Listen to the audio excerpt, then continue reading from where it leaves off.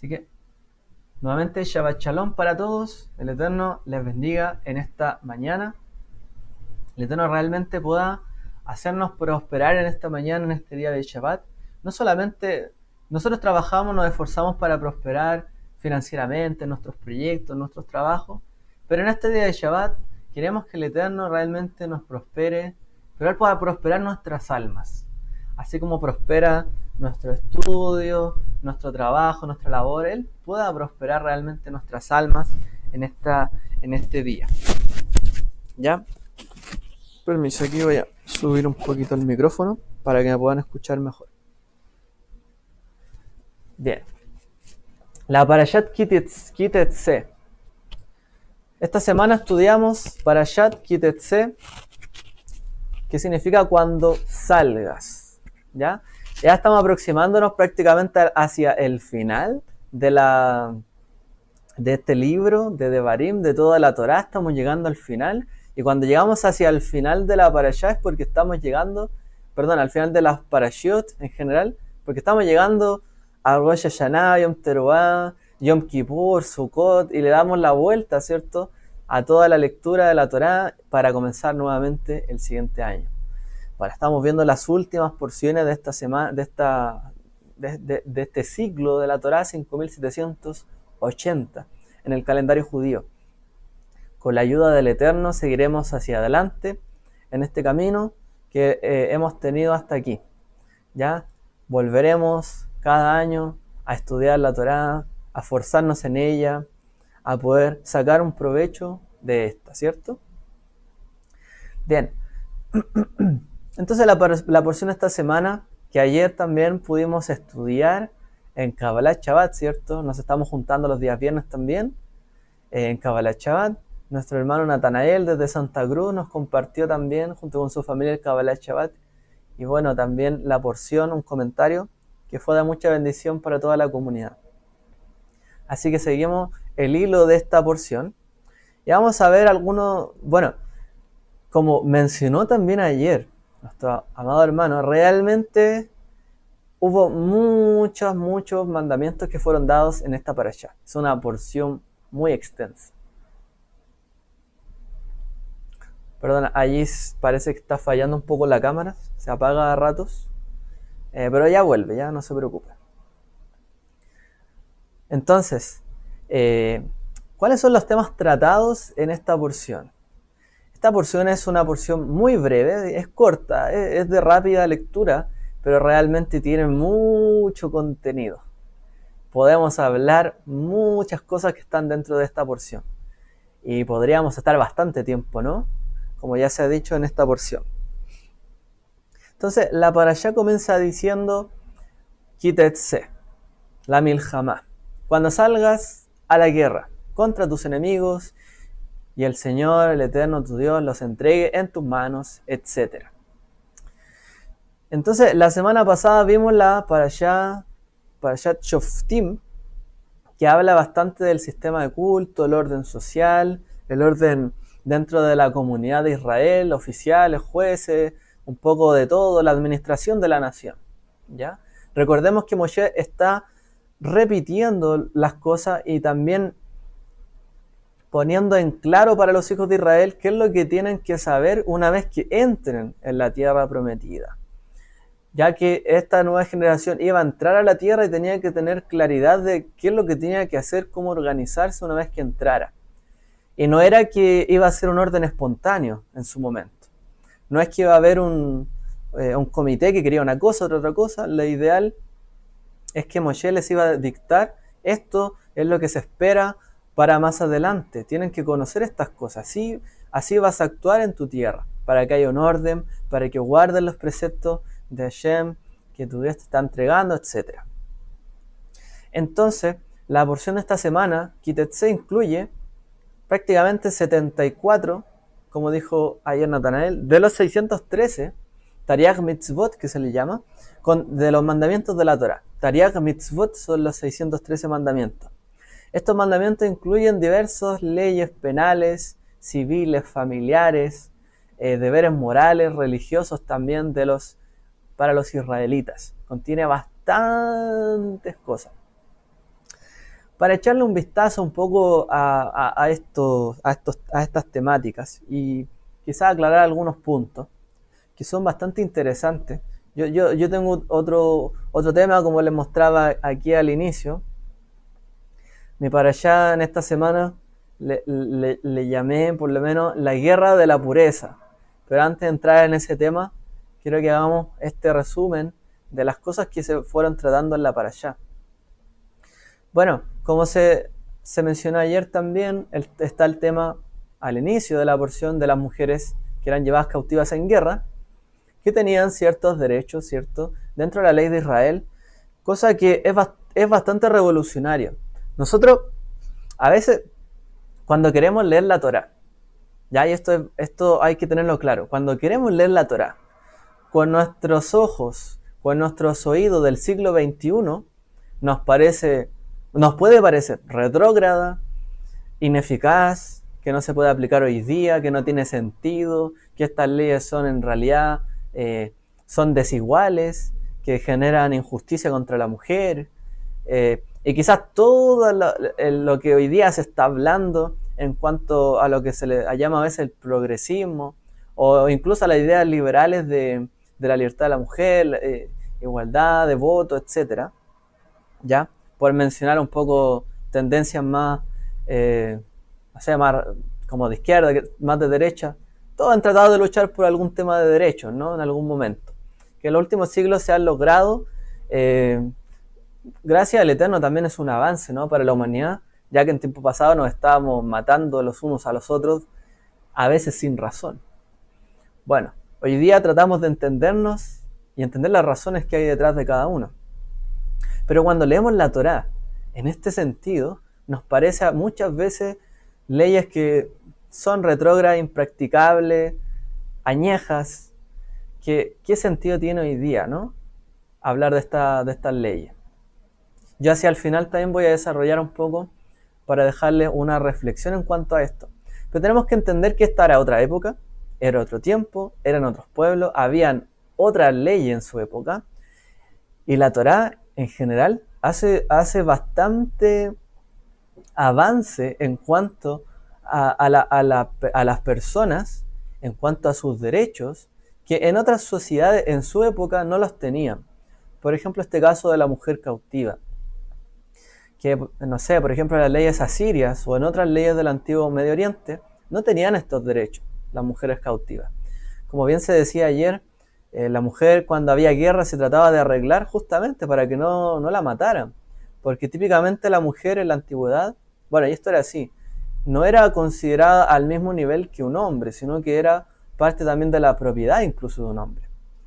Entonces, era parte del botín la mujer, de un botín de guerra, por ejemplo. Claro, a nosotros hoy día nos parece eso escandaloso, ¿no? Allá podría haber aquí alguna feminista o un feminista y reclamando por esto. Pero realmente tenemos que leer la escritura o la Torá en su época, ¿ya? No podemos nosotros juzgar la Torá ni lo que dice la Torá en el siglo XXI sin entender el contexto y lo que sucedió hace 3.000 años, 4.000 años. No podemos equivocarnos y hacer un juicio de valor equivocado, ¿ya? Por eso les digo y les recalco esto, para que no nos equivoquemos en cuanto a eso. Leamos la Torá como un documento antiguo, ¿ya?, de su época. Entonces la mujer no tenía estos derechos y la ley en la Torá le da ciertos derechos y garantías a la mujer. ¿Para qué? Para que no sea maltratada indebidamente y si lo ha sido, que sea recompensada. ¿Cuál era una forma de recompensar a la mujer en la antigüedad? Por supuesto, era desposándola, otorgándoles bienes y toda la estabilidad que significaba esto, ya que la mujer típicamente en el mundo antiguo no tenía herencia, no tenía propiedad. ¿Con qué se sostenía? Entonces la Torá le garantiza de que sí la va a sostener. Esto en cuanto a la mujer cautiva, la mujer que también fue violentada, cuando alguien tomó una mujer en un lugar X también, contra su voluntad, etc. Hay varios conceptos que se hablan aquí de la mujer y la Torá lo que hace es darle garantías, ¿ya? ¿Qué garantías? Por supuesto económicas, monetarias. En la antigüedad, ¿por qué la Torá habla tanto de las viudas, por ejemplo, los huérfanos? ¿Por qué no dice los viudos? y las huérfanas, no sé, en general los viudos y las viudas, porque las viudas eran las que típicamente no tenían propiedades, porque la mujer no tenía propiedad y eran las más desamparadas, no así los hombres viudos. Entonces hay un hecho social, cultural que tenemos que no ignorar, ¿ya? Y la Torá lo que está haciendo en este momento es darle ciertos derechos, darle garantías para que su integridad, si es que fue violentada, no continúe siendo así, sino que se le dé la honra en su momento, y la garantía y la seguridad, ¿ya? Así tenemos que entender este contexto. Va en contra incluso de otros pensamientos de la época, que generalmente hacían y deshacían con la mujer de una manera más indiscriminada. Luego vamos a ver el tema de la guerra en este sentido. Luego también se nos habla de el derecho del hijo primogénito, ya sea que fuera hijo de la mujer amada o la mujer aborrecida. Recordemos que en este contexto había poligamia. Un hombre podía tener más de alguna mujer en esta época. Por lo tanto, si tenía un hijo de una mujer que no quería tanto, bueno, y era su primogénito, ese era efectivamente su primogénito. No le podía dar menos. En otras épocas, recordemos que en el mundo esto se hacía. Los hombres tenían a veces otras mujeres y gente de poder, pero ¿qué pasaba? Que por así decirlo, la mujer oficial, la importante, sus hijos tenían más derechos que los otros hijos. Otros hijos terminaban siendo a veces bastardos, sin gloria, sin nada, sin ningún respaldo, nada, recibían. En este caso la Torá dice que no. El hijo de la primera mujer que le da a luz, ¿cierto?, a un varón, es primogénito y tiene todos los derechos de la primogenitura. Que se respete esto. Luego se trata el caso de los hijos desobedientes y contumaces, que es bastante interesante, ¿no? Se explica en el Talmud, o explica Maimónides, sobre todo Rambam. Él explica este precepto y este mandamiento de una manera bastante interesante, cómo se aplica en el judaísmo. Bueno, se ha mencionado que esto nunca se aplicó, etcétera, nunca pasó. ¿Por qué? Bueno, se dice que esta ley aplica solamente cuando el hijo cumple 13 años, ¿ya? Es decir, cuando está en la edad de Bar Mitzvah, cuando ya es un adulto. Pasó de ser un niño a un adulto. O sea, si hay un niño contumaz, un niño que no hace caso, es normal, ¿ya? De repente hay niños que les cuesta más entender las cosas, las instrucciones de los padres. Es normal. No hay por qué violentar a un niño, ¿cierto? O castigarlo de una manera agresiva o prácticamente acusarlo ante un juez, porque es un niño, todavía no entiende ciertas cosas. Y está en la tutela de su padre. Pero una vez que ese niño se hace a un adulto, está en la edad, como a los 13 años, los rabinos dicen que tiene 3 meses prácticamente. Son 3 meses los que los padres, y tienen que estar los dos vivos. Los dos padres se tienen que poner de acuerdo para decir, este hijo es contumaz, es rebelde. Tienen que llevarlo ante un juez, decir que quieren condenarlo. O sea, los dos padres tienen que estar de acuerdo. El niño tiene que tener por lo menos 13 años, ya tener conciencia, saber que está haciendo lo malo, y además se tiene que estar juntando, como dice la Torá, que es comilón y glotón. Debería juntarse con un grupo de glotones y comilones y que no haya entre ellos ninguna persona justa o recta, ningún joven recto, que en el fondo cuando sale le dice, oye, no es tan bueno hacer esto, sino que todos estén perdidos, por así decirlo. Solo en ese contexto explican los sabios que se aplicaría este mandamiento. Por eso es que nunca se aplicó. Siempre, obviamente los padres no quieren que sus hijos mueran, sino que también se hacen cargo de sus debilidades y de su rebeldía muchas veces. Muchas veces se sienten culpables de algunas cosas. Entonces, en este sentido la Torá los sabios lo han interpretado así, conforme a la ley, para que alguien se pueda presentar ante un juicio tiene que ser ya un adulto, por eso tener 13 años. Entonces, para entender ese punto, ¿ya? Seguimos viendo otro tipo de leyes, no hacer mezcla en los campos, hay un tema de diversidad allí, no mezclar, no unir yugo desigual, el tema del tzitzit se nos habla, no hacer un muro en la azotea para que nadie se fuera a caer, ¿cierto? Si se asoma. prácticamente responsabilidad de cada persona que ponga seguridad en su casa. O sea, si usted tiene una piscina, por así decirlo, y tiene un niño, tiene que ponerle una cerca a la piscina. Si usted tiene un segundo piso y no tiene cerca, tiene que ponerle, porque... O, por ejemplo, vivo en un edificio, en un balcón, tiene que ponerle una protección al balcón, por supuesto, porque si no puede haber accidente. Entonces también está en la Torá.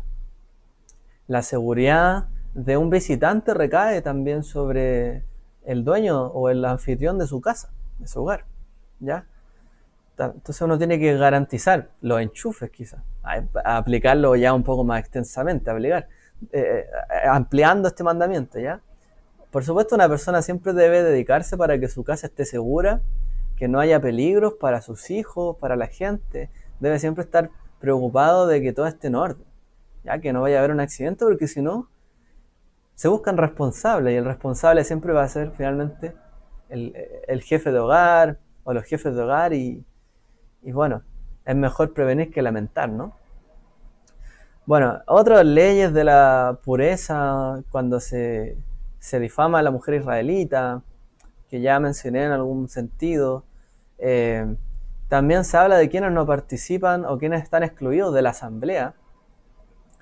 Ayer también se habló un poco de esto. Generalmente estas leyes tienen bastante que ver con lo que es el servicio sacerdotal, ¿no? Eh, Prácticamente no podían ser elegidos para alguna labor sacerdotal que requería que la persona que estaba allí fuera totalmente pura, sin defecto, como el animal sin defecto. También la persona debía ser sin defecto. Eh, bueno, también aquí habla de, de personas que en el fondo habían sido como sean rechazables de por sí. Ya que la Torah prohíbe el castramiento incluso para los animales. Obviamente para las personas también. Entonces hay ciertas cosas que excluyen, que tienen que ver con el rechazo, o sea, la gente rechazada. Y aquí se toca el caso de dos pueblos rechazados que no ayudaron a Israel cuando Israel tuvo su momento de apuro, que fue Moab y Amón, ¿ya? Entonces, ahí se habla de eso y no nos vamos a referir por lo menos esta semana sobre ese punto, pero también es un punto bien interesante, ¿no? ¿Por qué la Torah hace estas distinciones? ¿Por qué es tan severa de repente en estos casos? De hecho, esta para allá es muy severa, esta para allá es muy dura. Si uno la lee así como así, son mandamientos difíciles. No, son sencillos, ¿ya? Entonces yo me quiero referir un poco también a ese sentido. Pero también dice que no hay que aborrecer al edomita. También hay leyes de la pureza ritual, que él no debe ver nada, por ejemplo, impuro en medio de un campamento o un ejército. El tema del esclavo, que si hay un esclavo que huye a tu tierra, no lo expulsarás, recíbelo. Huyó por algo, ¿no? Probablemente por maltrato, tienes que protegerlo también. Tú también fuiste esclavo, a ti también te maltrataron en Egipto, tú tienes también que ayudar a otros si quieres ser libre. Hay leyes contra la prostitución, las ofrendas, y aquí una interpretación también a lo que ayer se preguntó en un momento, de cuando se prohíbe la ofrenda, ¿cierto?, de una mujer prácticamente que tiene ganancias de prostitución, no cúltica en este caso, prostitución solamente, ya que la Torá identifica a la mujer o al hombre que hacen prostitución cúltica, es decir, relacionada a los rituales o al culto a otros dioses, pero también se identifica la prostitución que no es cúltica, es decir, como un medio de subsistencia. ¿Ya? Les recuerdo que en el antiguo Medio Oriente, o en ese contexto, la mujer no tenía herencia, la mujer no tenía muchos bienes, y muchas veces para sobrevivir debía, por así decirlo, arrendar su cuerpo, ¿ya? Y esto también es parte del problema de que la mujer no tenía mucho derecho.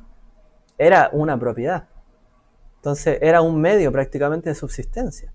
Eso no lo tenemos que perder de vista. De repente uno llega y critica, oye, pero las prostitutas aquí, allá, por lo menos en este contexto.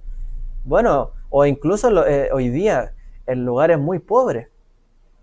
en lugares miserables, en lugares donde hay gente que abusa porque hay niños, niñas que no tienen que comer, que están sumergidos en la extrema pobreza y lo utilizan, ¿no?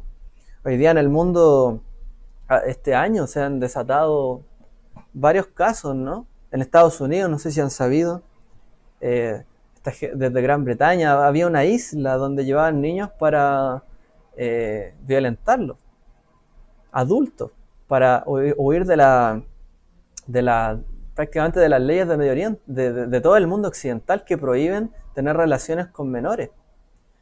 Y hay casos terribles que pasaron y están pasando en el mundo. Como les digo, una isla donde llevaban niños. Incluso el expresidente Bill Clinton está allí cuestionado por todo esto, en imágenes, o sea, una cosa terrible.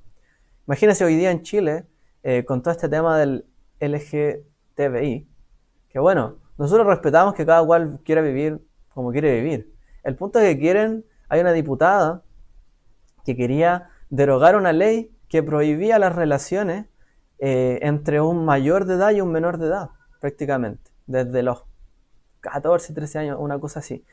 Ellos decían que si era consentido no debería prohibirse, quieren derogar ese artículo de la ley, que podría ayudar a fomentar, a permitir incluso algún acto pedófilo. Y esto se discute como si fuera algo normal, casi. O sea, ¿qué está pasando en el mundo también en este sentido? Que por garantizar las libertades de cada uno, cómo quiera vivir su vida, de repente terminamos desfavoreciendo al desprotegido. Ese también es el gran problema del tema del aborto, ¿no? Que está bien, el judaísmo incluso identifica ciertos casos donde estaría bien, pero el punto es que le otorgamos más derecho a los padres o a las madres de su cuerpo que el derecho al desprotegido, que es el niño en este caso, o el caso de otros más. Entonces, de repente, ¿dónde estamos poniendo las leyes y las garantías? ¿Dónde estamos poniendo lo más importante? Está bien, una mujer tiene su derecho, pero no significa que también se puede pasar a llevar el derecho de otros más. ¿Y qué derecho está primero, cuál no? Y a veces se le resta importancia y se ve como nada a un hijo que se espera. Entonces no podemos nosotros ser insensibles ante todas estas cosas también. Entonces la Torá también tiene leyes que van a la sensibilidad de la época, ¿ya? Nuestros problemas son diferentes a los de esta época, a los de la época de la Torá, pero aún así tenemos que ser sensibles ante las cosas que pasan, ¿ya? Y no permitir que de repente la lucha de que por nuestros derechos y nuestras cosas terminemos violentando derechos de otros desprotegidos, ¿ya? Que pueden llegar a verse afectados porque queremos validar nuestras libertades. Tenemos que tener cuidado con ese juego de doble filo, finalmente. Que hoy día en la sociedad está muy instaurado estas discusiones, pero no siempre se pone lo importante sobre la mesa, que es lo que realmente hay que hacer, proteger a los más débiles, los más desprotegidos, etcétera. Así que estas realidades pasaban antes, siguen pasando ahora. A lo mejor hay otros problemas, pero la Torá trata de generar justicia, ¿ya? En este sentido. Están las leyes de divorcio también. El hombre que es recién casado, que no puede, que no vaya, ¿cierto?, a una batalla con el ejército para que haga feliz a su mujer, que recién se ha casado, ¿cierto?, con ella. El tema de la prohibición del secuestro violento, recordarle a Israel sobre la lepra, leyes que son bien, ¿cómo se llama? Que son, ¿qué hay acá? Ahí está. Leyes que son bien importantes, por lo menos en el mundo antiguo. Hoy día, por ejemplo, nosotros tenemos el caso de la pandemia, pero en la antigüedad existían otros tipos de infecciones y la verdad es que las leyes de la Torá sobre la lepra ayudan justamente. Distanciamiento social, ¿no? Personas fuera del campamento, cierto tipo de cosas que en el mundo antiguo también se tomaban como restricciones contra la epidemia. En el mundo antiguo ¿cómo se llama? Está esta gripe, a ver, ¿Cómo es que se llama? Se llama... Hay una gripe que lleva con nosotros desde mucho tiempo, desde la antigüedad. eh, que casi está erradicado hoy día. No sé si... no es la viruela, la sarampión, no tampoco, es otra. Bueno, hay una gripe que en esa época todavía existía, un virus. Y se dice que estas leyes de Medio Oriente también tenían que ver un poco con la existencia de estos virus que había en la antigüedad que eran contagiosos. Y ya desde la antigüedad tomaron estas medidas por lo menos de distanciamiento para que la gente no se contagiara. Y las leyes de lepra también ayudan a eso, justamente. Sirven también para ese propósito. ¿Ya? Y en el antiguo Medio Oriente las leyes asirias, por ejemplo, también se tomaban para esto. No sé si no es la viruela, se me olvidó el nombre. A ver, voy a detenerme un momento porque ya vamos a ir pasando al punto que yo también quiero ver esta mañana. Por cierto, está el tema de devolver algo que está prestado, el pagar al jornalero pobre, no retenerle también las cosas, ¿cierto? A alguien que las necesita, hacer justicia al forastero, al extranjero, la ley del levirato, otras leyes complicadas, ¿no? Como el tomar una mujer, cuando hay dos hombres peleando, una mujer que toca, ¿cierto? Eh, el, los testículos del hombre, tiene que cortarle la mano, hay varias cosas ahí que tienen que ver con leyes de fertilidad, lo sagrado que era en el antiguo Oriente este tema.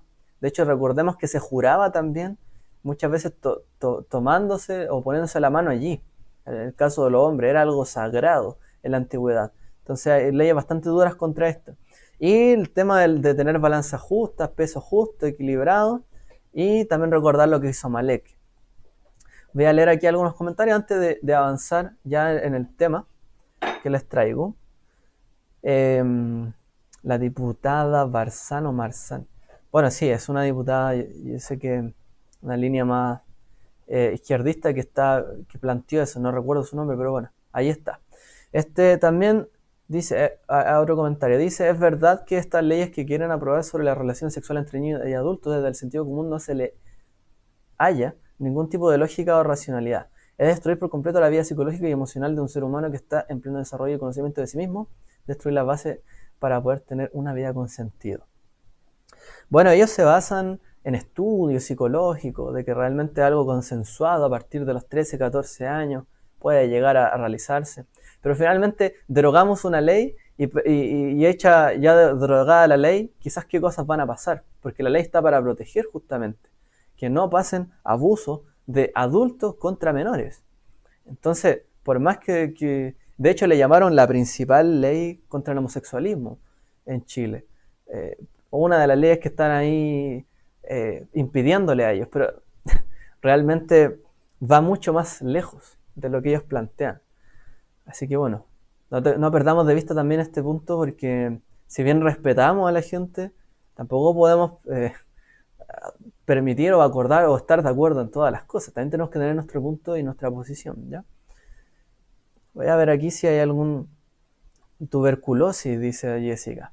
Sí, si no me equivoco en la tuberculosis, pero hay otra. Hay otro... la tuberculosis justamente está desde esa época.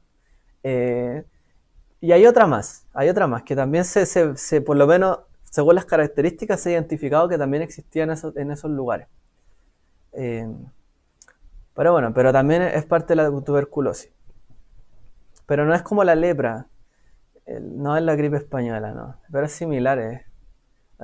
Si alguno se acuerda, lo busca ahí, lo googlea y lo mencionamos, ¿ya? Pero es una de las... ya no me acuerdo. ¿Para qué seguir con ese punto? Sigamos entonces avanzando en nuestro tema. Vamos a ver entonces el tema de esta semana ya como tal. Las guerras de la pureza. Un mundo en caos. Bueno, ahí tenemos una imagen donde muestra que el mundo está así hoy día. Va para allá, para acá, para allá, por Ajuyá, por aquí, por quién sabe dónde hoy día. Hoy día el mundo está en un caos. No, es el ébola. Que ahí hay un comentario que dice que el ébola, no, el ébola es una enfermedad más nueva. en ese sentido. No era tan terrible como el ébola. El ébola es un virus, una, una bacteria, si no me equivoco, muy, muy mortal. Muy mortal. Bueno, vamos entonces a lo nuestro. El mundo en caos. El sarampión creo que es. O por allí, por allí. Ya, permítanme continuar. Las guerras de la pureza. Hoy día, la parashá dice, cuando vayas a la guerra contra tus enemigos. Entonces, uno lo primero que podría decir, ok, cuando vayas a la guerra, suena algo normal, ¿no?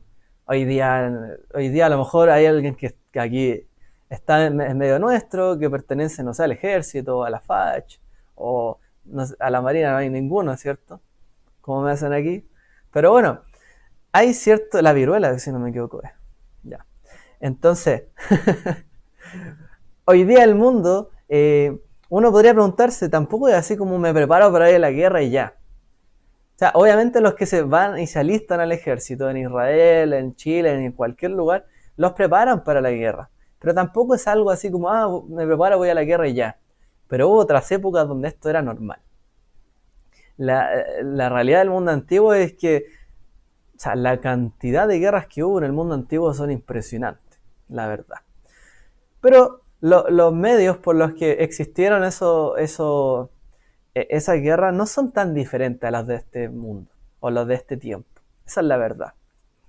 Entonces, fijémonos en lo siguiente. La Torah dice, cuando vayas a la guerra, quítese, la milhamá, cuando salgas a la guerra.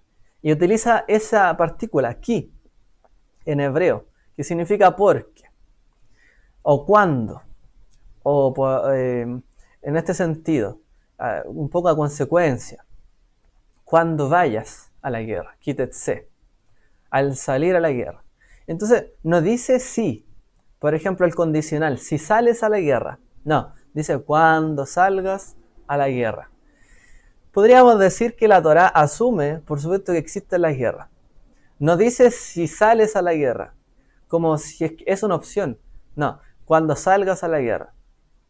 Hay guerras que van a existir en este mundo. Existen guerras, existen batallas, y eso es innegable. Nadie puede decir que no existen estas batallas o estas guerras. Siempre han existido. Entonces la Torá no tapa el sol con un dedo, no dice, que se acabe la guerra. No hay un mandamiento que dice, no harás guerra con nadie y se acabó. La Torá dice, cuando salgas a la guerra. Bueno, y el Eterno te dé victoria sobre tus enemigos, etc. Ahí también le da su respaldo. Ahora entendamos que no es que el Eterno quiera que haya siempre guerra, no es eso. Pero Él conoce la condición humana y conoce también todos nuestros procesos también como personas, realmente. Y nuestros tiempos. Y Él sabe que finalmente nosotros hemos sido una existencia en la humanidad que ha sido gobernada por sus pasiones. De una manera que finalmente nos han llevado a matarnos los unos a los otros de manera injustificada. ¿Ya? Entonces, en el mundo antiguo la vida era gobernada, por ejemplo, por los antiguos dioses caprichosos. ¿Cuál es el problema del politeísmo en este sentido? De los que creen en muchos dioses. Que ellos interpretaban que los dioses tenían su carácter. Este se enojaba con este otro porque luchaban por una cosa. ¿Qué pasaba? El mundo se veía afectado y ellos explicaban los fenómenos naturales por esto. Que un dios se enojaba con el otro, que pasaba una inundación, que pasaba un huracán, que pasaba un volcán, y finalmente es porque un dios se peleó con el otro, son dioses caprichosos, y entonces parte de la divinidad también, por así decir, de la creación de nuestro mundo, es tener guerra. Y son mezquinos y caprichosos, no son por medio justo. La verdad es que la guerra es caprichosa, la guerra es mezquina, y la guerra no... generalmente, yo diría que el 99% de las veces no tiene fines buenos, en última instancia. Entonces, claramente, la Torá dice, cuando vayas a una guerra y tienes algún beneficio, toma lo que puedas. Toma el botín, benefíciate, ok, pero tienes que tener cierta ética, cierta moral, ten cierto cuidado. Tampoco esto se trata de, participé de una guerra y abuso de todo el mundo. No es eso. La guerra no es para abusar de poder, no es para tomar botín, destruir y arruinar todo. El Eterno le dio instrucciones específicas, qué tienes que hacer en este caso, en este otro caso. Están las leyes de la conquista de la tierra de Israel, etc. Pero también nos añade un componente fuertemente ético y moral. Por ejemplo, la ley de la cautiva, que ya se habló, ¿cierto?, ayer, o se ha mencionado también. Que no es que tomaste una mujer, abusaste de ella y se acabó, no. Tienes que respetar también. Tienes que respetar si es que tomaste un botín, ok, es parte de la guerra, ok, se entiende, los hombres tienen guerra, se despojan los unos a los otros, pero tienen que tener ética, moral, un valor, un principio detrás. No podemos simplemente ser caprichosos que vamos por guerra porque, yo quiero lo del vecino, una guerra por envidia, y voy y tomo lo del vecino y ya. Lo que a veces le pasó a David, ¿se recuerdan? David quería a la mujer de su prójimo. ¿Qué hizo? Envió a la guerra al esposo de esta mujer. ¿Para qué? Para que muriera, lo mandó al frente. Para que éste muriera y él pudiese desposarla. Envidia, ¿no? Codicia. De esto se trata la guerra. Justificamos muchas veces nuestras diferencias entre personas por nuestros deseos del corazón, incontrolados muchas veces. Entonces, el mundo antiguo esto lo veía normal, incluso era parte de las divinidades, de los dioses. Bueno, la verdad es que cuando pensamos así terminamos olvidándonos de la compasión, de la misericordia y, por qué no decirlo, de la verdadera justicia. Entonces, aunque parezca algo retrógrada, radical, realmente la Torá está implantando en varios casos de los mandamientos una ley un poco más elevada, más moral, que lo que ya se vivía en la época, que lo que ya era el común denominador de la época. Entonces, si bien la Torá, por ejemplo, en el caso de la esclavitud, lo mismo, no la anula, no anuló el hecho de que alguien salga a la guerra, no anuló el hecho de que alguien tome un botín de guerra, pero sí le dio un contenido valórico importante. Cuando tengas un esclavo no lo vas a tratar mal. Si tiene un hijo todo y algún día es libre, lo vas a dejar ir. Vas a darle lo que corresponde. Si tienes un siervo hebreo, tienes que pagarle, no retrasar el pago. En este caso también, si vas a la guerra, respeta. Si traes un botín que es una persona, no es un bien, pues tienes que respetarlo. Si vas a ir a una guerra, no destruyas los árboles, que son frutales. Tienes que tener un respeto y cierto valor. La Torá nos plantea un libre albedrío. Nosotros podemos hacer cosas, pero el Eterno no nos restringe de hacer ciertas cosas. 100%. Nos dice, no harás tal cosa porque finalmente nuestros corazones nos llevan igual. Imagínense, hubiese un mandamiento que dijera, no harás esto, y nosotros siempre hacemos lo contrario. ¿De qué sentido tendría un mandamiento así? Pero el mandamiento viene a nosotros a nivelarnos nuestros corazones de nuestros deseos para lograr comprendernos y saber que cuando actuamos de cierta manera en ciertas ocasiones que son difíciles, tenemos que igual tener un contenido valórico y tener principios. Hay guerras que son inevitables, pero tenemos que tener principios y valores. Hay cosas que no se pueden quitar, a lo mejor hay injusticia. Nuestro mundo está lleno de injusticia. La Torá viene a ser entregada en un mundo de caos y en un mundo injusto. Lo cual no significa que la Torá viene a ordenar todo. No significa que la Torá quiere que ahora todo sea perfecto. La Torá viene a hablar en el lenguaje del hombre, como nos han explicado los sabios. La Torá habla el lenguaje de hombre.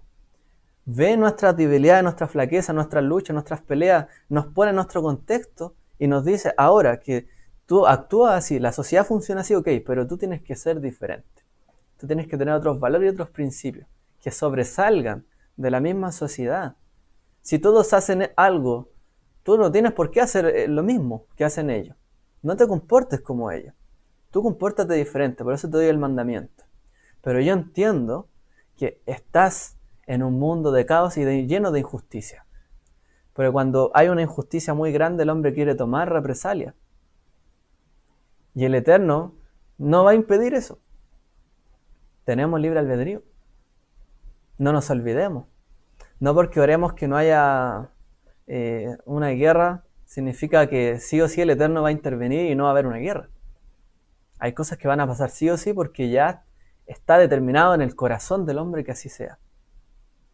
Y el Eterno no nos puede obligar, tenemos libre albedrío, libre elección. ¿Ya? Entonces la Torá nos trata de colocar un componente social, moral, ético, para que nosotros en nuestro medio podamos actuar de manera diferente. Si bien hay un contexto y hay cosas y hay injusticias, que sobresalgamos en medio de esto, ¿ya? En medio de la desigualdad, de la violencia y tantas cosas que hay hoy día. Entonces, Kitetse nos habla un poco de esto, un poco de darle honor y tener compasión, tener misericordia, ser puros. Es una batalla también para obtener justicia. Por ejemplo, nos habla de las batallas de los hermanos, ¿no? Típico. Los hermanos se pelean los unos con los otros. ¿Por quién es el favorito? ¿Qué dice la Torá? No favorecerás al que tú amas más, dándole la primogenitura.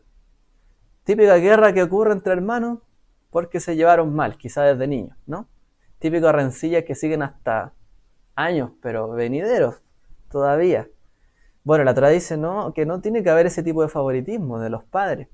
También tratar con la descendencia rebelde, tener compasión también, pero también aplicar lo justo, saber conducir a los hijos, honrar a los difuntos también, tener compasión a los animales, que también nos habla hasta para allá.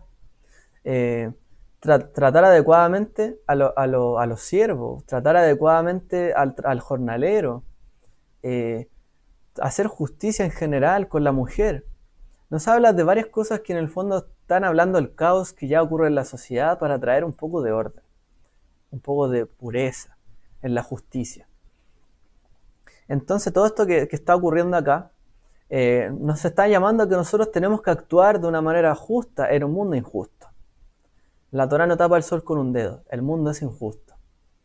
A nuestro alrededor ocurren injusticias, ocurren guerras, ocurren peleas, disensiones, y estos son pan de cada día. Por más que nosotros nos esforcemos por hacer el bien, de repente viene alguien y hace algo injusto contra nosotros.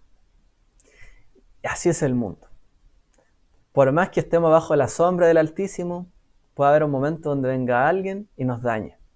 ¿No era acaso David un siervo que servía de manera pura de corazón al Eterno, que hacía sus mandamientos, que amaba su voluntad, y aún así tuvo enemigos que prácticamente lo querían matar, tuvo que huir, persecución, angustia, hambre? O sea, no por hacer lo justo, no por vivir lo bueno, en nuestro alrededor desaparecen totalmente esas cosas. No lo podemos nosotros negar en este sentido. Pero sí tenemos que aprender justicia y misericordia. Y es lo que nos enseña esta parashá. Seamos diferentes. Aunque estas cosas ocurran, actuamos de una manera debida, ¿ya? Por ejemplo, hay un midrash antiguo que dice lo siguiente. Había un rey que tenía diferentes bebidas que eran muy calientes, ¿ya? Y quería ponerlas en un vaso. Pero tenía miedo de que ese vaso se expandiera al ponerle cosas muy calientes y se rompiera. Pero también este rey tenía cosas muy frías y también tenía miedo de colocar esas cosas muy frías y que finalmente este vaso, una vez que se colocara ciertos esos líquidos, también se contrajeran y se resquebrajaran y se rompieran por el frío. Entonces decidió en un momento mezclar tanto las bebidas frías como las bebidas calientes, y de esta manera poder colocarlos en los vasos, y los vasos que quedaran intactos. De la misma manera actúa Akadosh Baruj Hu, el santo bendito sea él. Es decir, si él actuara siempre con misericordia, o si actuara siempre con justicia, ¿podría alguien quedar en pie?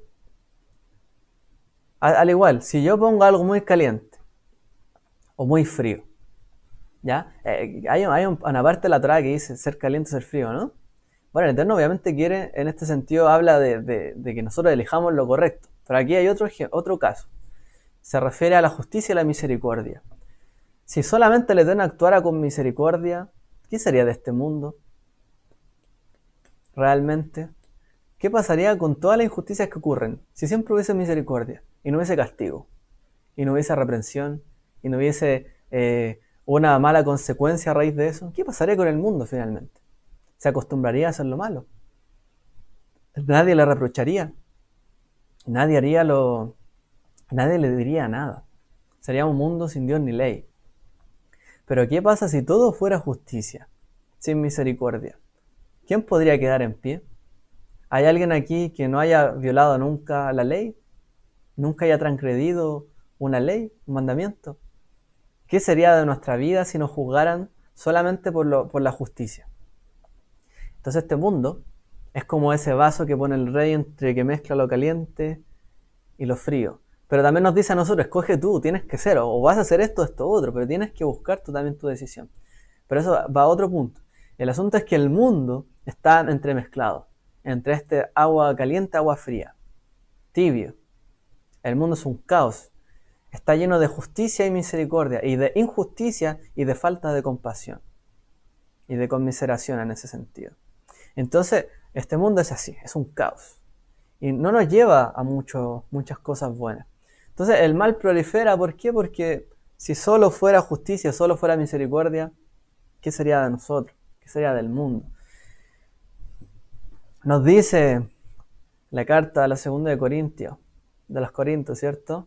12, 20, 21, dice, en realidad me temo que cuando vaya a verlo no los encuentre como quisiera, ni ustedes me encuentren a mí como quisieran. Temo que haya peleas, celos, arrebatos de ira, rivalidades, calumnias, chismes, insultos y alborotos. Dice Shaul, Pablo. Temo que al volver a visitarlos, mi Dios me humille delante de ustedes y que yo tenga que llorar por muchos que han pecado desde hace algún tiempo, pero no se han arrepentido de la impureza, de la inmoralidad sexual y de los vicios a que se han entregado. Pablo está diciendo, y podríamos identificar incluso el origen de nuestras peleas, guerras y disensiones por esto. Pablo dice, me temo que entre ustedes, una vez que vuelva, ya habiéndoles dado un mensaje, voy a volver y temo, por lo que estoy escuchando de ustedes, ¿no? Que ahora haya entre ustedes peleas, celos, arrebatos de ira, rivalidades, calumnias, chismes, que finalmente voy a tener que sufrir por ustedes, porque yo habiéndoles entregado una palabra buena, justa, el mensaje del Mesías, hoy día ustedes estén peleando por todo y estén divididos y cada uno quiera irse por su lado y hay un gran alboroto y nadie se pone de acuerdo con nadie y todo es chisme y uno habla contra otro, etc. El origen de toda guerra, ¿no? Finalmente. De hecho, esto pasa, a veces las guerras vienen por malos entendidos. No sé si usted sabe, pero en el siglo pasado el mundo estuvo cerca de la destrucción atómica, no sé, más veces que las que se cuenta de una mano, en este sentido. Rusia y Estados Unidos estuvieron a punto de apretar el botoncito, pero a punto. Tanto el uno como el otro. Faltó muy poco para que no se lanzaran bombas atómicas de las grandes. Nuestro mundo, y finalmente fueron malos entendidos, por lo menos tuvieron por ahí un capitán ruso también que estuvo a punto, tenía la decisión de apretar el gatillo porque veía que se venían acercando unos proyectiles muy peligrosos a Rusia y pensaban todos que eran misiles atómicos, misiles grandotes. Entonces, si eso pasaba, antes que eso pasara tenían que ellos atacar también. Entonces, pero él tomó la decisión de confiar que era un malentendido y eso no pasó y finalmente quedó allí. Es un héroe anónimo, pero finalmente él tenía en su responsabilidad la destrucción de muchas vidas. Bueno, a veces por malos entendidos, discusiones, etc., las guerras pueden generar mucha muerte. Pero esas guerras no vienen por otra cosa, sino por lo que hay en nuestros corazones. Esos celos, arrebatos, peleas, disensiones, alborotos. Por eso la Torá nos dice, orden, un poco de orden, por favor. Tiene que haber orden aquí. Pongamos las cosas en su lugar, justicia, misericordia, compasión, con la mujer, con el extranjero. Hagamos lo justo. El mundo no puede ser solamente cuando salgas a la guerra, entonces vamos a la guerra porque hay botín. No puede ser así.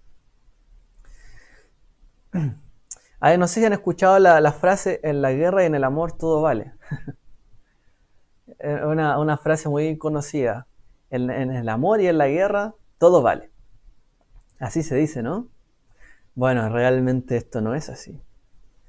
Aunque en el corazón, aunque en la intención de las personas termina siendo así hoy día, por lo menos en las guerras, hay tratados internacionales que dicen que no, no todo vale.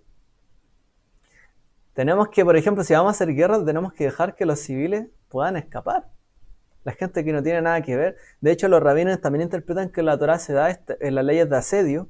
Se dice que cuando dice la Torá que no flanquearás por todos lugares la ciudad, significa que tienes que dejar una parte, no flanquear por todos lados, sino dejar una parte para que la gente inocente pueda escapar. Porque no todo vale, ¿ya? Y en la ley hoy día se ha visto, y en el amor tampoco, ¿ya? Así que si los israelitas se dejaban llevar por sus impulsos finalmente de saqueo y botín, ¿de qué serviría y de qué manera sería un pueblo santo?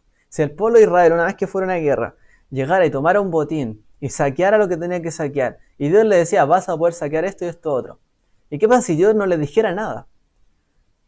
Tomarían esto otro, más allá y más allá, porque la ambición es así. Entonces hay una ley que le limita al hombre en este sentido y en las guerras de la Torá. Entonces, ¿de qué manera Israel sería un pueblo santo si se comportara de una manera totalmente descontrolada? ¿De qué manera serían conquistadores que justos, a lo mejor conquistadores, bueno, no sé si decir justos, pero por lo menos que no fueran destructores, sino conquistadores? Y que no fueran vistos como de una manera terrible, ¿no? Hoy día Israel, de hecho, tiene este dilema. Mucha gente acusa a Israel de estado de genocida, de que matan palestinos, y de hecho entre el conflicto Israel-Palestina han muerto 8 veces más palestinos que israelíes, más o menos en proporción. Obviamente ha muerto más, aunque no es tanto como algunos plantean como un genocidio. De hecho, los palestinos son como 5 veces más lo que eran antes.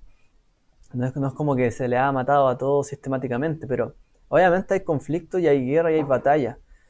Entonces, pero Israel obviamente se limita. ¿Por qué? Porque si fueran conquistadores, colonizadores, que tomaran los bienes, los botines de otros, ¿cómo serían vistos? Sin misericordia, sin bondad, injustos, en un mundo en el siglo XXI todavía actúan así.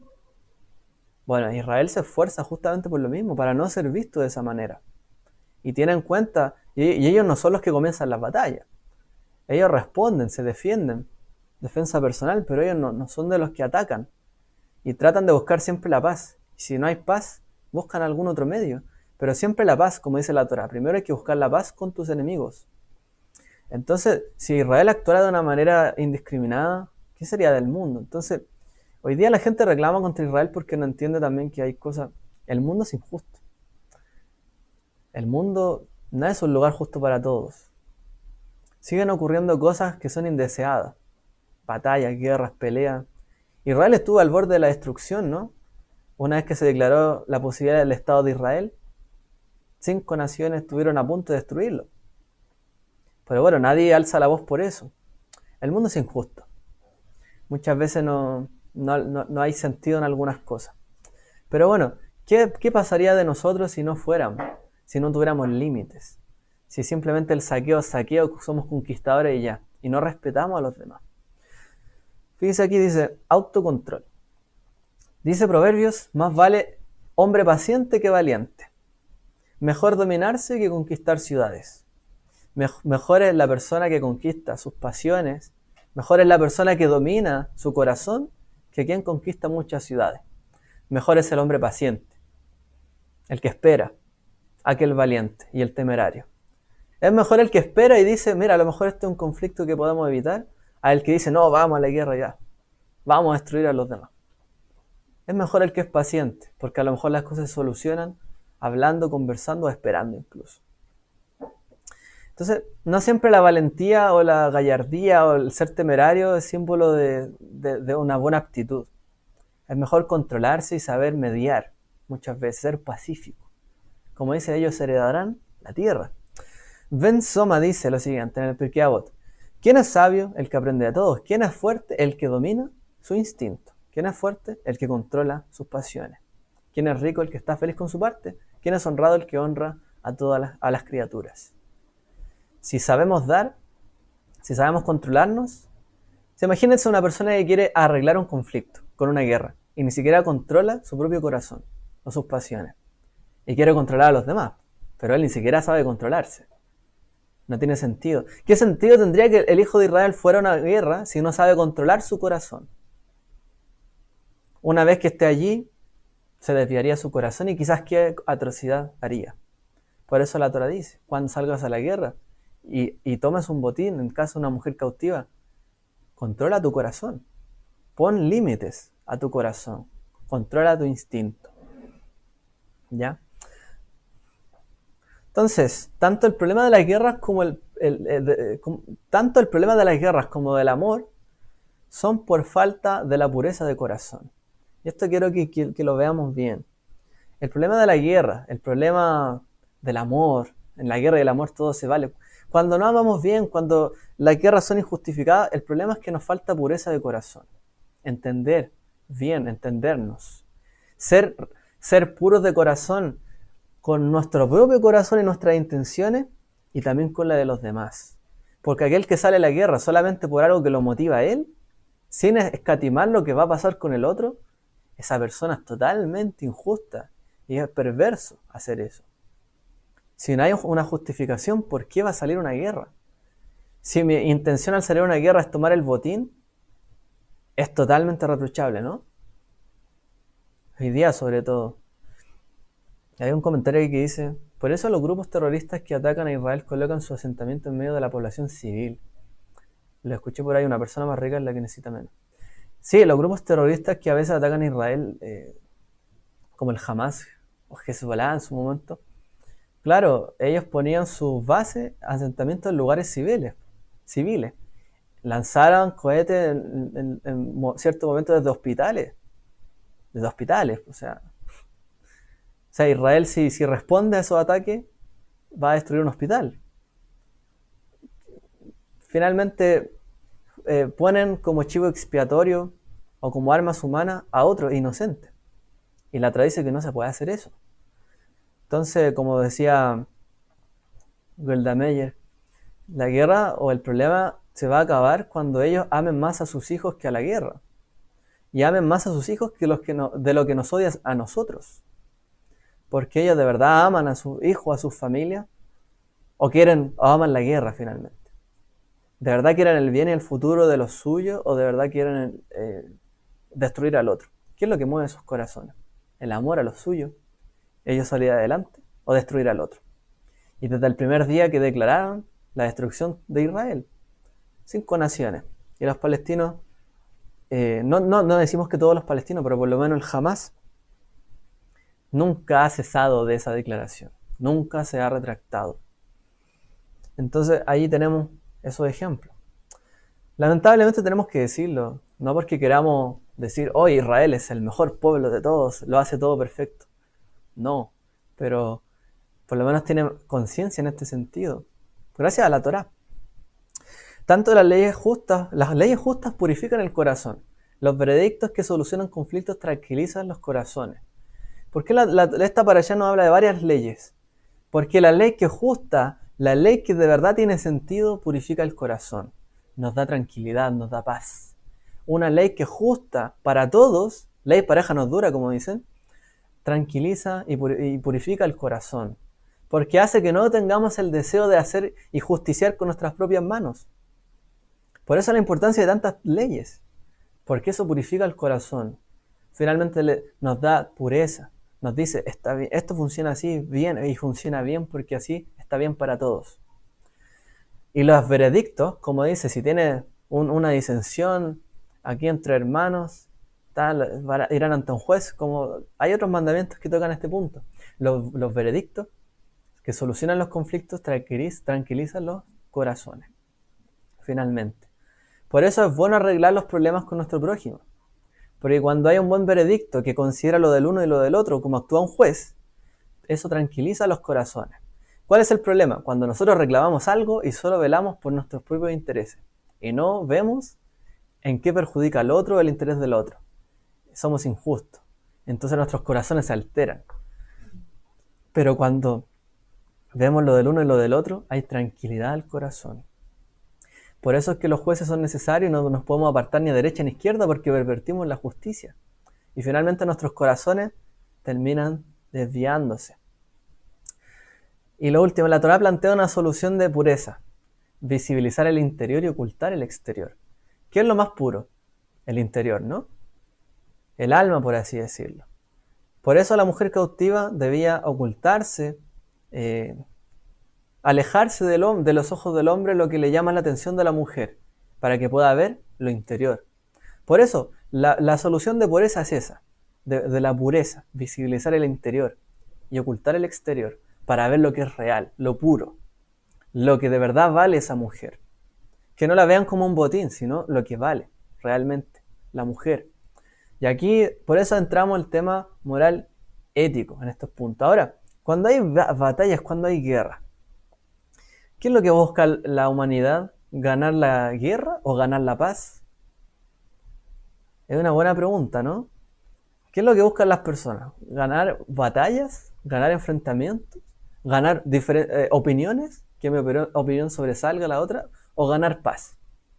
¿Qué prefiero yo? ¿Debatir con alguien para yo tener razón? ¿O debatir con alguien para encontrar una razón que pueda envolver y pueda tranquilizar los corazones y traer paz? ¿Qué prefiero yo? Es una buena pregunta, ¿no? Entonces, ¿por qué las guerras han costado tantas vidas humanas? ¿Por qué? Porque desde que el hombre pisó el mundo, por así decirlo, ha sido un caos. ¿Por qué el hombre, desde que empezó la civilización y las ciudades en el mundo antiguo, se convirtió todo en tanto conflicto? ¿Por qué, si ambas partes se beneficiarían de una paz, por qué no se busca la paz? ¿Por qué siempre el interés del uno o del otro y por qué no se busca la paz? Entonces hay ciertos especialistas neurocientíficos incluso que estudian el cerebro que nos dicen lo siguiente: el cerebro racional es fácilmente anulado por nuestras reacciones más primitivas de lucha o huir ante el miedo. Entonces nos dicen y tratan de explicarnos de esa manera. Lo que pasa es que nuestro cerebro racional, nuestro libre albedrío, por así decirlo, cuando nosotros queremos decidir algo, finalmente son reprimidas por nuestro espíritu de lucha o por nuestro temor ante el miedo, al que me arrebaten algo, al que me pase algo a mí. Esa es la típica reacción humana. Por eso es que preferimos ganar una guerra que ganar la paz. Porque priorizamos nuestros sentimientos, nuestras reacciones, por sobre el beneficio que nos trae la paz a todos. Entonces, esto es lo que lleva una y otra vez a las personas a una acción destructiva. Cuando las personas se sienten amenazadas desde ambas partes. Entonces, cuando veo que hay una amenaza aquí y también hay una amenaza, hay guerra, no veo paz. Porque pongo el interés por sobre la racionalidad. Si la paz nos sirve a todos más que nada. Entonces, derrotar el miedo, el temor es difícil. ¿Con qué se derrota el miedo y el temor? Con la esperanza. Hoy día estamos en días difíciles, ¿no? Días donde el temor, el miedo se apoderó de la gente hasta niveles que de repente uno dice, wow, o sea, me parece exagerado incluso algunas cosas que hoy día están pasando. O sea, hoy día estamos llegando a límites que jamás hubiésemos pensado llegar por el miedo, finalmente, al tema de este virus. Pero si no hay esperanza, el miedo se toma la vida y el control de las cosas y de las leyes y finalmente terminamos actuando de una manera indebida, injusta, que prácticamente porque velamos nuestra seguridad perjudicamos a muchos otros, a veces. Por eso no es bueno actuar siempre con miedo. Tenemos que tener esperanza y tener coraje, fuerza para superarnos. Aquí, a ver, dice, usan a los niños para que el mundo vea que matan niños. Claro, de lo que hablábamos anteriormente. Sí, colocan muchas veces a niños o a jóvenes, para que, nada, pues el mundo diga que ellos matan niños. Sí. Entonces, estamos viviendo un tiempo difícil de temor, de miedo. Es difícil ganar la guerra. Perdón. Recapitulo. Es fácil ganar una guerra, pero es difícil ganar la paz. Es difícil controlar los corazones. Es fácil que gane el deseo y la pasión que tenemos en nuestros corazones, pero es difícil que gobierne la paz y la solución a los conflictos. El problema hoy día no solamente es que el Islam más radical hoy día tiene un gran caos en el mundo, en varios países, ¿no? Donde se matan cristianos y otros tipos de gente, homosexuales. Finalmente es algo terrible, ¿no? Bueno, pero ninguna religión prácticamente puede decir nunca ha hecho nada malo, nunca ha matado a nadie, porque el cristianismo tiene cientos de años de manos manchadas de sangre en general. Y el judaísmo en la misma Torá leemos, tampoco es que Israel nunca manchó sus manos de sangre, también hubo guerra. Que a los demás les parecerán injustas y todo el tema, uno dirá, no, es que Dios los mandó, pero es que finalmente el mundo termina así, de una manera... Hay cosas incómodas, ¿no? No es incómoda hablar de estas cosas, la verdad es que sí. Ahora, tendríamos que preguntarnos, ¿quiere el Eterno Dios que matemos a otros en su nombre? ¿Realmente hoy día, preguntarnos hoy día, ¿Dios quiere que matemos a otras personas en su nombre? ¿Dios exige el sacrificio humano?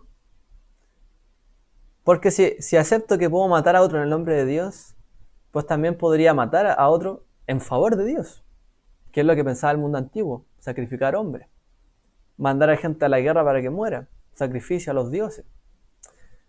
¿Es esta la posición, lo que tenemos que entender de todo esto? ¿Se regocija Dios en una guerra santa? O sea, ¿Dios de verdad disfruta que haya una guerra en el mundo, que haya una guerra en su nombre? Está la lucha de las luz con las tinieblas, etc. Pero Dios se regocija de que tenga que haber una guerra por esto. Me imagino que no. ¿Quiere que odiemos a nuestros enemigos y aterroricemos a los que no creen como nosotros? ¿Hemos leído correctamente nuestros textos sagrados? A veces pasa que malinterpretamos algunas cosas o queremos aplicar cosas que en nuestra época son impracticables. Imagínense hoy día hubiese alguien que una persona te ve que hizo una fornicación, llegar a alguien y lo atravesara con una lanza. Sería algo bastante complicado, ¿no? No, es que en el nombre de Dios. O sea, que porque diga la Escritura, te diga que pasó ese caso, ¿significa que tú tienes el derecho de hacerlo hoy día? ¿De actuar de esa misma manera o de matar a una persona? Son preguntas que nos deberíamos hacer, son preguntas difíciles. Pero ¿qué nos dice en el fondo el Eterno en esta parasha? ¿Qué es lo que nos está tratando de señalar? ¿Qué realmente quiere de nosotros? Ya para ir al punto de la reflexión. Obviamente el Eterno pidió que cada vez que Él fuera, ¿cierto? Fueran a una batalla, hicieran un campamento. ¿Qué dice? Que tenían que mantener, ¿qué cosa? La pureza, la santidad del campamento. Cuando vayas a una guerra y el externo tuviese en un campamento en medio de ti para rescatarte y librarte de tus enemigos, tu campamento será santo. Que él no vea algo indecoroso en vosotros y se aparte de vosotros. El campamento, la gente, la persona, el que iba a la guerra, el que por ABC motivo tenía que ir a una guerra, tenía que tener un corazón puro, tenía que tener una experiencia pura en su cuerpo físico, en su exterior y en su interior. Porque el Eterno habitaba en medio de Israel, por lo tanto no se podían posicionar en medio de Israel deseos indecorosos, desviaciones de corazón, malos motivos. Tenían ellos que alinearse al Eterno. No es que tenían sí que sí hacer una guerra y era algo validante para ellos, que podían hacer lo que quisieran al ir a la guerra. No, tenían que mantenerse puros. Y obviamente también nos habla de la pureza del corazón. Como dice la Escritura, cuando salgas contra tus enemigos, estés en el campamento, te guardarás de todo mal. Tú te guardarás de todo mal. Es decir, nosotros debemos comportarnos de una manera adecuada. Por ejemplo, tenemos el caso de las guerras de David. David fue una persona que conquistó mucho. Estuvo en muchas guerras, en muchas batallas. Pero ¿qué le dice Dios a David? Como has derramado mucha sangre y has librado grandes guerras, no edificarás casa a mi nombre, porque has derramado mucha sangre delante de mí. Entonces, aunque el rey David a lo mejor no estaba equivocado en librar algunas batallas, a lo mejor tenía que hacerlas, se dio todo, o de verdad había una voluntad divina detrás, algo que lo permitió, o de verdad era un enemigo y tenía que defenderse. ¿Cómo haya sido? Sus manos quedaron manchadas de sangre. Y no es que haya estado equivocado en sí, pero no puede construir el templo, un lugar de paz, alguien que tiene las manos manchadas. Difícil, ¿no? No puede haber alguien hablar de paz si realmente no ha traído paz, sino que guerra y derramamiento de sangre. Es difícil decirlo, ¿no? Difícil. Bastante complejo el tema de David, pero bueno, por eso él no construyó la casa. Entonces la naturaleza, en ese sentido pacífica, de la mediación de Dios con el pueblo a través del templo, no la podía hacer él. ¿Ya? Entonces no podemos justificar la guerra, o no que fue una guerra en el nombre de Dios como hizo David, y que finalmente no tenga ninguna consecuencia, o no tenga ninguna consecuencia moral, ética, porque sí siempre las tiene. ¿Ya? Entonces Hashem dice, yo soy el Señor que escudriño el corazón, que pruebo los pensamientos, para dar a cada uno según sus caminos y a cada uno según el fruto de sus obras. Como dice el verso, Él escudriña el corazón. O como dice literalmente, yo soy el Eterno que busco o escudriño el corazón, y que luego dice que pruebo los pensamientos, pero en hebreo dice que Él prueba los riñones, que es una manera, un hebraísmo, para referirse a los pensamientos. Es como que se me revuelve el estómago, ¿no? De repente cuando uno dice, o los riñones, como que siento algo que se mueve, ellos lo entendían como el asiento de los pensamientos, en este sentido. Entonces, ¿qué es lo que nos pide el Eterno? Que realmente veamos qué es lo que hay en nuestro corazón. Yo soy el que busca, escudriña el corazón, y el que también pruebo los riñones, los pensamientos del hombre. Esto podría ilustrarse, y lo mencionamos en otra oportunidad en un estudio, como un arquitecto que construye una fortaleza, como vemos aquí. Y él construye muchas recámaras y también alcantarillas o pasadizos, ¿cierto?, bajo nivel, como cavernas. Pero unos días más tarde lo nombran a él recaudador de impuestos. Entonces este arquitecto que construyó esta fortaleza conoce la fortaleza. Y luego cuando va a cobrar los impuestos a esta fortaleza, ¿qué es lo que pasa? La gente se esconde. ¿Dónde se esconde? Entre las alcantarillas que él mismo fabricó. Entonces, ¿qué es lo que dice él? Necios. ¿Por qué se esconden? ¿No soy yo quien ha construido y diseñado esta fortaleza? ¿Quién ha hecho todas esas alcantarillas y las recámaras? Entonces, de la misma manera es como el Eterno actúa y nos ve a nosotros. Entonces, hay de los que quieren ocultarse del Eterno, porque Él realmente diseñó el cuerpo, diseñó nuestros corazones, nuestra vida, y Él conoce tanto los corazones como los pensamientos del hombre. Y no hay obra, no hay cosa que esté en oscuridad ni en tiniebla delante de Él. Todo es sabido delante de Él. Entonces, por eso aquí tenemos que entender que tenemos que tener un pensamiento adecuado, justicia, aprender lo que es justo para encontrar la pureza. Por eso estudiamos la Torá, para encontrar la pureza, para que Él encuentre que aunque hagamos actos, a lo mejor que tal vez son cuestionables, que hay pureza detrás de ellos. Porque de verdad amamos a Dios y lo hacemos en su nombre. Imagínese un Pinhas que hubiese atravesado al hombre solamente porque él quería matarlo. Tenía una rencilla con él y dijo, esta es mi oportunidad. ¿Hubiese sido la misma consecuencia de tener un pacto de paz con él? Probablemente no. Pero él actuó de una manera pura de corazón. Y ese es el punto de lo que estamos tratando. ¿Ya? Hablamos de la pureza de corazón. De entender que hay mandamientos pequeños como grandes y todos son lo mismo, en última instancia. Tanto el mandamiento más grande de la Torá como el más pequeño que se habló ayer también, del ahuyentar a la madre cuando uno va a sacar los huevos, ¿cierto? O sus polluelos. Tiene que haber pureza, tanto en el mandamiento más grande como el menor, entender y guardarlo siempre con pureza de corazón. Esa es la razón finalmente de por qué la Torá nos trae todos estos ejemplos. ¿Y qué es la pureza? La pureza no es otra cosa que el servicio al Eterno de manera perfecta. De que realmente sí, tenemos que amar, que dirigirnos hacia Él, puede ser de la manera en que nos caractericemos por amarlo a Él sinceramente. Ser totalmente puros, dirigirnos solamente por motivos puros hacia Él y no por nuestros propios intereses. De esa manera, aunque hagamos a lo mejor y el Eterno o nuestra vida nos toque hacer cosas difíciles, como una guerra, podamos realmente no hacerlo de una manera indebida. Si un día tengo que castigar a mi hijo porque a lo mejor es rebelde, hacerlo por medios puros, por pureza de corazón, no por venganza o no por maldad. No, si tengo que aplicar justicia, si tengo en un momento que tomar decisiones difíciles como una guerra, que sea por la pureza de corazón y no por otras cosas. Este es el tipo que distingue a los que sirven realmente a Dios cuando los sirven de pureza de corazón y buscan el fondo y buscan lo interno y no solamente lo exterior. Entonces, cuando alguien que quiere servir a Dios no se apega a Él realmente, cuando alguien solamente considera el mandamiento como algo como externo a Él y no lo internaliza, ¿qué es lo que dice? Ah, esto es tedioso, esto es pesado, no, este mandamiento es difícil, este no. Y la Torah dice que no es así.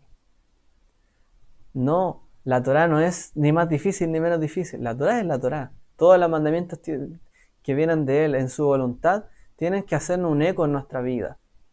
Todos estos mandamientos que estudiamos. Entonces, cuando alguien dijera, no, pero ¿quién va a soportar esto? Es difícil este mandamiento, este otro. Es porque no hay pureza realmente en el corazón. Pues somos hijos de mujer, somos polvo, nunca podremos alcanzar ese refinamiento. Pues no, tenemos que pensar que sí podemos. Y sobre todo, teniendo a nuestro amado Mesías, habiéndonos enseñado justicia. Teniendo el Ruach HaKodesh, ¿podemos alcanzar pureza de corazón? Sí, por supuesto. Porque tenemos ese elemento divino que viene de Él, que es puro, que es justo, que es recto, que nos lleva a toda verdad y a toda justicia. Eso es lo que nosotros nos debe mover. Entonces la prueba que distingan a los que aman a Dios y de verdad guardan y son justos en guardar sus mandamientos, aunque tengan que hacer cosas como una guerra, realmente es que aquel que ama y purifica su corazón, el Eterno lo ama también a él. Como está escrito de David, que el Eterno amaba a David, que el Eterno amó, este es mi hijo amado en quien tengo complacencia. Cuando alguien sirve de corazón a Dios, no importa lo que haga, a lo mejor pueden ser situaciones difíciles, complicadas, pero si ama a Dios de verdad, Él lo ama más. Por eso más le perdona, por eso más soporta y más misericordia ante quien actúa así. Y para ya llevarlo a la conclusión, por lo menos de mi exposición, la verdad de la Torá. Y esto es algo que quiero que lo tengan como reflexión, porque vimos mandamientos difíciles, muy difíciles en esta parasha. ¿Qué es lo que nos tenemos que llevar de esto?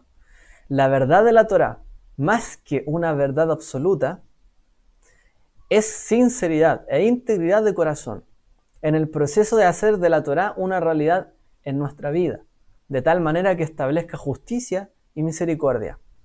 Quiero explicar en breves palabras esto. Cuando nosotros leemos la Torá, la palabra verdad está lejos de ser la verdad de lo que hoy día nosotros entendemos como verdad. Porque para nosotros hoy día la verdad es la verdad y se acabó. Es algo absoluto. Esto es la verdad, esto es una ley, un teorema. Esto es así, no hay nada que va, no hay ningún matiz de la verdad. La verdad es término absoluto. Pero la Torá no nos habla en ese lenguaje. La Torá no nos dice algo de absolutismo. Como les mencioné al inicio, la Torá nos da mandamientos entendiendo nuestra condición de hombre, el contexto de Israel en esa época, sabiendo que había esclavitud, que había guerras, que había esto, y trata de darle un sentido de justicia y misericordia. Entonces, no porque leamos la Torá, no, es que esto es así, es que esto es la verdad y esto hay que aplicarlo y ya. No se trata de eso, de la pureza de corazón. No es más puro del corazón aquel que lee algo textualmente y lo quiere aplicar textualmente. No es más puro de corazón el que lee un mandamiento y dice, ya lo cumplí y se acabó. No, él lo hizo al pie de la letra y punto. No es el más puro de corazón. El más puro de corazón es el que lee, el que estudia, el que ve lo que hay en la Torá, el que ve la verdad de Dios y lo internaliza a través de la justicia y la misericordia para encontrarla finalmente. No el que dice, no, es que la Torá dice esto, entonces tú estás mal. No, el que ve el propósito detrás de ese mandamiento, esa Torá, esa verdad, para instaurar en su corazón lo justo, lo recto y la misericordia que también tenemos que tener, y no tratar mal a los demás. No porque la Torá dice, esto no, yo voy a llegar y matar a alguien. No, sino para que uno halle en su vida un asiento de razón, de justicia y misericordia. Entonces no es que apliquemos la Torá hoy día, apedreemos a tal persona, crucifiquemos a tal otro. No es eso. Tenemos que entenderlo así, este proceso en nuestra vida. Pese a que leemos mandamientos fuertes, con decretos de muerte incluso en esta parasha.